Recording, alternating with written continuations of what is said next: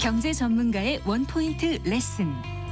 꼭 알아야 할 정보와 이슈를 알기 쉽게 풀어드립니다. 대한민국 경제 고수와 함께 투자의 맥을 짚는 KBS 1라디오 경제쇼. 진행의 성기영 아나운서입니다.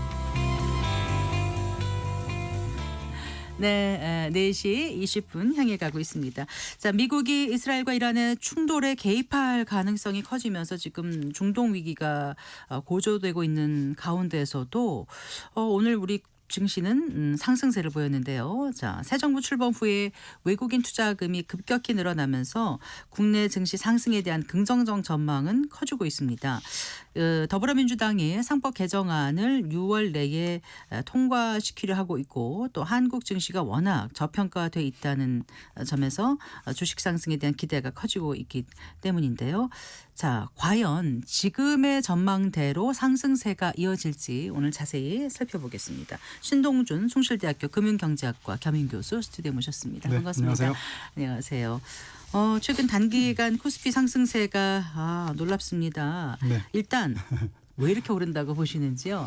네, 일단 뭐 지금 놀랍다고 표현하신 것처럼 4월 9일 날 저점이 2293포인트였거든요. 네. 그러니까 2달 만에 한 거의 30%가 급등한 거죠. 네. 우리가 2021년도에 역사적인 고점이 3,300포인트니까 네. 그거 대비해서도 지금 한 10% 남짓 남았습니다. 네. 한 10% 정도만 더 오르면 이제 역사적으로 가장 높은 수준의 주가가 되는 거죠. 아무래도 새로운 정부에 대한 정책 기대가 워낙 높아서 국내적으로는 기업의 지배구조 개선이라든가 네. 체력을 좀 개선하는 정책들을 만들 것이다라는 기대가 하나 있어서 저평가된 가치주 중심으로 주가 올라가는 게 하나 있었고요. 네. 또 하나는 최근에 원화가 강세가 되고 한국이 워낙 저평가돼 있는데 정부가 정책을 강하게 추진을 하니 네. 결국은 외국인들의 입장에서는 그동안 잘 안 쳐다보던 한국에 대해서 적어도 평균 정도는 좀 채워 넣어야 되는 거 아닌가라는 얘기들을 많이 하고 있어요. 그래서 외국인들이 최근에 한국 비중을 늘리자라는 견해들이 생각보다 좀 많이 늘어났고요. 아주 오랜만에 제가 보게 되는 것 같아요. 네. 그래서 그렇게 되면 주로 대형주 중심으로 그러니까 우리나라 시장 전체를 사는 또 흐름으로 들어오기 때문에 네. 아까 저평가된 가치주 중심이 아니라 이건 이번에 그냥 대형주 중심으로 시가총액 큰 거 이렇게 또 사는 게 지금 두 개가 믹스가 돼서 이제 혼합이 돼서 주가가 좀 고르게 지금 오르고 있는 상황입니다. 네. 그 외국인이 지금 얼마나 사고 있는 거죠? 외국인들이 지난 한 2022년이죠. 2022년 7월부터 한 2년 동안 네. 제가 이렇게 오기 전에 데이터 보니까 한 네. 50조 가까이를 샀어요. 50조 원 가까이 47조 원 정도를 샀는데 올해 4월 달까지 반대로 한 40조 넘게 팔았습니다. 언제부터 올 4월까지요? 그러니까 2027년부터 2년 동안 들어오니까 아니죠. 지금이 2024년이거든요. 그러니까 2027년부터 네. 2022년부터 네. 2022년 중반부터 네. 하반기부터 네. 2년 동안 네. 그러니까 2023년, 2024년 네. 작년 한 7월까지 네. 한 47조 원을 샀다가 네. 거꾸로 작년 7월부터 올해 4월까지 네. 불과 한 8, 9개월, 한 10개월 됐나요? 네. 그 사이에 거꾸로 한 2년 동안 산 거를 다 판 거예요. 거의 다 팔았어요. 네, 거의 다 팔고 지금 한 2달 만에 한 네. 6조 원 정도 돈이 좀 다시 사고 있는 상황입니다. 그러니까 아직 들어왔다 나간 돈에 비하면 아직은 들어올 돈은 많이 있는 것 같다. 이런 생각들을 좀 하고 있는 것 같아요. 네. 그러니까 특히 외국인에게 우리 지금 한국 시장이 좀 네. 매력적으로 다가오는 부분이 여러 가지가 있을 것 같거든요. 아까 네. 말씀하신 그런 것도 네, 있고요. 뭐 네. 정부에 대한 정책 기대가 워낙 크죠. 그리고 네. 사실 또 민주당 정부가 들어설 때만 해도 생각보다 좀 분배라든가 이런 쪽에 워낙 강조하는 정책 성향을 갖고 네, 계시니까 네. 그랬는데 예상보다는 훨씬 더 적극적인 성장을 추진하는 정책들이 많더라라는 거고요. 네. 그래서 뭐 자본시장 개혁한다거나 기업의 지배구조를 개혁한다거나 이런 것들은 이미 옆 나라 일본에서 한 3, 40년 동안 죽어있던 일본 주식이 올라오는 걸 보면서 네. 외국인들도 이제 한국도 저거를 하려나 보다. 사실 윤석열 정부 때도 밸류업이 추진이 됐다가 네. 기업 밸류업 프로그램이 기업 가치를 제고하는 여러 가지 네. 정책들 추진했다가 사실 좀 유야무야 됐지 않습니까? 네. 그래서 그 부분을 이번에는 다수당인 민주당 대통령이 나오면서 네. 이제는 진짜 추진할 수 있겠구나라는 내용들도 좀 기대를 키웠고요. 네. 말씀드린 대로 이제 정부가 MSCI 워낙 적극적으로 이제 추진하다 보니까 MSCI의 선진 시장 지수에 이제 우리나라 좀 넣었으면 좋겠다라는 얘기들도 지금 나오고 있고 게다가 원하는 또 강세고 네. 뭐 이런 부분이 여전히 좀 큰 것 같아요. 네. 그럼에도 불구하고 한국이 워낙 오랫동안 뭐 버려져 있다는 표현 좀 그렇지만 거의 버려져 있었기 때문에 워낙 저평가돼 있어요. 지금 네. 많이 올랐는데도 네. PER 기준으로 보면 10배 조금 못 미치고 PER. 네, PER. 주가 네, 주가 수익 비율이죠. 수익 비율이고 네, PBR 그리고 기준으로 PBR 기준으로는 지금 한 배, 그러니까 1.0 정도 딱 돼 있거든요. 네. 그런 것도 주가를 순자산 대비 이제 시장 비율인데요. 예. 이게 숫자가 낮을수록 이제 저평가된 건데 과거 우리나라의 평균 혹은 다른 다른 나라들하고의 비교 여러 가지로 봐도 네. 아직도 그래도 좀 싸 보인다. 그래서 음. 외국인의 지분율도 여전히 장기적인 평균에 비해서 많이 밑돌고 있고 최근 네. 많이 들어왔음에도 불구하고 네. 지금 한 32% 정도 외국인 예. 지분율이거든요. 그러니까 조금 더 들어올 여지는 좀 있지 않나라는 생각들을 좀 많이 하고 있는 것 같습니다. 그러니까 MSCI 지수 기준 우리 증시 PBR이 지난해 말에 0.8이었는데 네, 맞습니다. 지금 이달 한배 가까이. 0.95로 네. 거의 이제 15.9% 상승했다고 네. 하더라고요. 네. 이 기준이 미국은 거의 4배가 넘고 네. 유럽 증시도 대충 2배가 넘는 거 보면은 네. 아직 우리가 네. 제대로 뭔가 제반 여건이 갖춰지면 네.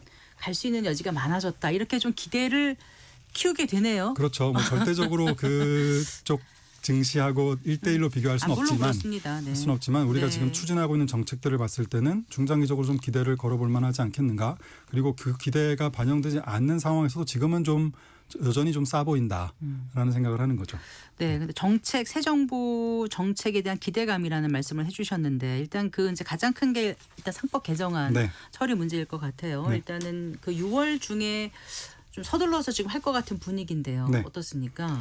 뭐 어제 뉴스로는 지금 국회 법사위원장 자리가 공석이라서 일단 법사위를 통과해야 되는 이 뭐 기술적인 네. 어려움이 좀 있긴 합니다만 어쨌든 당국의 의지는 6월 안에 어떻게든 좀 처리하고 싶다라는 생각을 강하게 갖고 있는 것 같고요. 이거 통과가 되게 되면 기업의 여러 가지 경영의 환경 그리고 뭐 주주들에 대한 여러 가지 권리의 네. 어떤 뭐 방향 구조 네. 이런 것들에 있어서는 굉장히 큰 변화가 우리나라 증시뿐만 아니라 기업이라든가 주주들의 입장에서도 굉장히 큰 흐름의 변화가 좀 예상이 돼요. 네. 좋은 것은 뭐 소액주주들의 권한이 이제는 또 역시 배제되지 않는 네. 부분이라든가 기업의 지배구조의 투명성이 좀 강화되는 부분 이런 건 되게 긍정적인 부분인데요. 기업의 입장에서는 사실 좀 불편하거든요. 그래서 뭐 아무래도 주주 간의 이해가 너무 다르고 견해가 네. 다르면 네. 그 조율하는 과정에서 이제는 우위를 누가 점할 수 없다는 측면에서 보면 시간이 네. 좀 걸리고 효율성도 떨어진다 이런 네. 걱정을 경영 좀 자율성이 좀 위축되고 하고 있는 거죠. 네, 소송 남발 이런 우려를 하고는 있죠. 재계에서. 맞습니다. 네. 또 핵심 내용들을 잠깐만 좀 예, 살펴보면 살펴주세요. 네. 이사에 대한 충실 의무가 확대됩니다. 네. 그건 워낙 많이 알고 계시죠. 이사의 충실 의무에 대한 대상을 기존에는 회사의 충실하면 되는 이익을 네. 대변하면 됐는데 네. 이제는 회사 및 주주가 들어가는 거예요. 이익을 확대해서 좀 하면서 거기에 반하면 이제 그 이사를 이제 주주 위반 의무의 위반으로 충실 의무의 위반으로 본다라는 네. 거고요.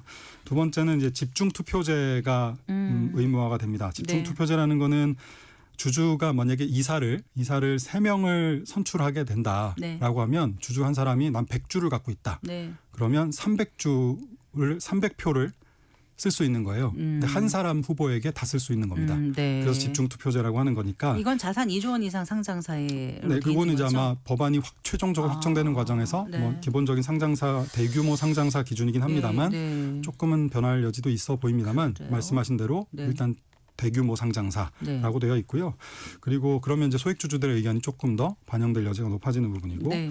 최근에 이제 새로 이번에 들어간 조항 중에 하나가 3% 룰이라는 게 들어갔어요. 그게 관심이 가더라고요. 네, 감사위원, 그러니까 이것도 역시 상장사에, 그러니까 대규모 상장사의 감사위원을 선임할 때 지배주주가 의결권 주식에, 그러니까 지배주주와 특수관계인들이 네. 가족들이 자기 보유한 주식의 최대 3%까지만 행사할 수 있는 법안 네. 이런 거죠. 그래서 감사가 이제 주주들이 다른 소액 주주라든가 기관 투자자든가 이런 데서 원하는 감사를 선임할 수 있는 길이 네. 좀 열렸다라는 거죠. 그리고 또 그 감사의 숫자도 좀 더 확대할 계획인 거고요. 네. 그래서 이런 부분들이 지금 전체적으로 기업의 지배 구조를 좀 투명하게 만든다는 부분에 있어서는 긍정적이지만 말씀드린 대로 기업의 입장에서 좀 걱정이 많은 거죠. 네. 과거의 환경하고 너무 달라지니까. 네. 그래서 이 부분은 시간이 이제 흘러가면서 사회적 합의들이 촘촘하게 좀 있어야 되지 않을까 싶습니다. 네, 그러니까 금융경제 권력의 헤게모니까 이제 기업 오너 중심에서 이제 자본시장의 투자자 중심으로 바뀌는 거고, 네. 이 새 정부가 출범하면서 생법 개정을 하는 게 단순히 이제 법제도 변화를 넘어서는 어떤 의미가 있는 것 같아요. 네. 그러니까 국가의 새로운 생장 동력을 확보하려는 차원에서 기존의 이제 코리아 디스카운트 일문제도 이제 네. 해소를 해야 되고, 가계자산 포트폴리오가 너무 이제 부동산 네. 중심으로 네. 편중된 거를 이제 이 다음에 이제 제대로 이제 네. 배당도 받고 하면서 네. 노후에 거의 이게 좀 무슨 약간 좀 그 뭐라죠? 안정적인 생활비 같은 현금 거를 흐름을 좀 네, 만들 수 만들어내는, 있을 정도의 맞습니다. 그런 시장을 지향하는 방향으로 지금 가보겠다는 게 정부의 뜻인데, 네. 일단 기업들도 좀 준비를 많이 해야 될 것 같아요. 네, 환경은 맞습니다. 변화되고 맞습니다. 있으니까. 네, 맞습니다. 어떤 게 가능할까요, 기업들은요?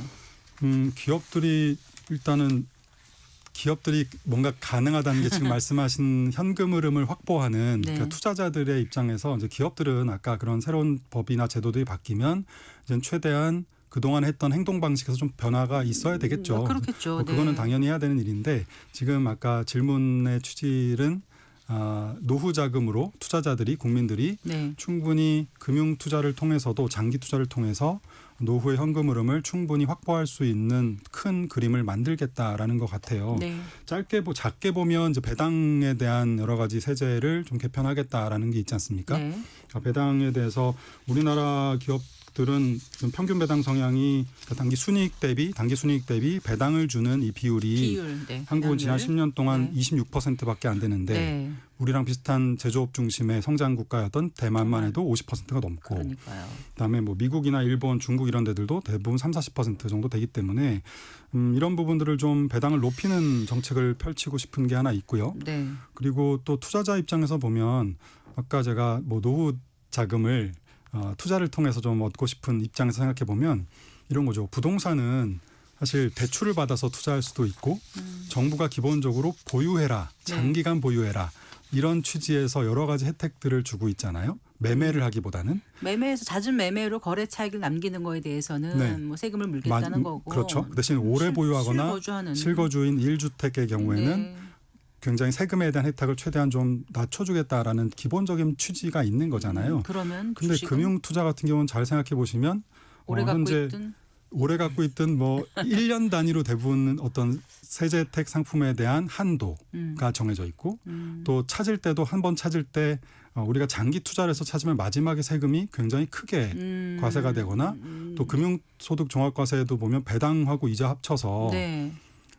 2천만 원이잖아요. 그렇죠. 네, 2천만 원이 초과되는 분의 생각보다 그렇게 큰 금액이 아니에요. 되게 오래된 거고. 그렇죠. 예를 들면 저도 이제 학생들한테 이렇게 얘기할 때 보면 졸업생들도 가끔씩 한 달에 100만 원씩을 한 5년 정도 나스닥에 투자했다면 네. 2천만 원이 넘어요. 네. 그럼 이제 그런 것들도 예를 들면 이제 해외 주식도 연 250만 원만 넘어도 22%의 세금을 이제 과세를 하고 네. 그 세금이 또 금융소득 종합과세 또 누진해서 또 올라가고 뭐 이렇기 때문에 지금 우리나라는 기본적인 근로자가 네. 노동소득을 통해서 열심히 공부해서 주식이든 채권이든 장기 투자를 해서 노후 자금을 마련하려고 할 때 네. 세금의 어떤 복잡성, 구조 이런 규제가 되게 부동산에 비해서는 굉장히 까다롭고 좀 어렵게 되어 있습니다. 그래서 이런 부분들도 좀 저는 새로운 정부가 장기 투자를 통해서 노후 자금을 확보하는 금융으로도 부동산을 투자하지 않아도 충분히 우리가 장기 투자 주식을 장기 투자해도 배당을 통해서 혹은 길게 투자했을 때 자본 차익을 통해서 충분히 노후 대비가 될 수 있도록 세제에 대한 여러 가지 장기 보유하면 혜택을 좀 많이 낮춰주거나 네. 어떤 내가 노후 자금을 통해서 모으는 자금에 대해서는 한도를 좀 높여주거나 이런 것들은 좀 보완해서 좀 같이 이번 정부에서 좀 추진했으면 좋겠습니다. 그래요. 일본 같은 경우 이제 네. 그 이제 지배구조 개선을 하기 위해서 갑자기 한 게 아니잖아요. 오랜 네. 시간이 걸렸죠. 그래서 네, 이제 맞습니다. 주가가 상승세를 보일 수 네. 있었던 거고요. 우리도 이제 그런 걸 좀 참고를 해야 될 것 같습니다. 네네. 이미 지난 정부에서 기업 밸류업 정책을 할 때 저도 이제 처음 시작할 때 보면서 안타까웠던 것은 일본은 한 부처 혹은 누구의 의지에 의해서 된 게 아니라 전방위적으로 한 10년 정도 추진한 정책이에요. 네, 네. 그러니까 정부는 일단 아베노믹스라는 걸부터 했고요. 맞아요. 또 돈 풀고 재정 지출을 대규모로 확대하거나 아니면 환율을 또 약세로 만들면서 기업의 이익을 일단 늘렸고요. 기업의 일단 이익을 늘렸고 뭐 이런 부분들이 일단 정부의 역할이 있었고요. 또 하나는 정부 부처 차원에서 보면은 이 지배 구조를 개혁하는 부분. 네. 그러니까 아까 우리 지금 하려고 하는 뭐 소액주주들에 대한 것들, 뭐 기본적인 주주나 뭐 당연히 주변 이해관계자들이 얼마나 자기 역할을 잘 하는가. 그리고 기업은 주주의 자본을 네. 얼마나 효율적으로 네.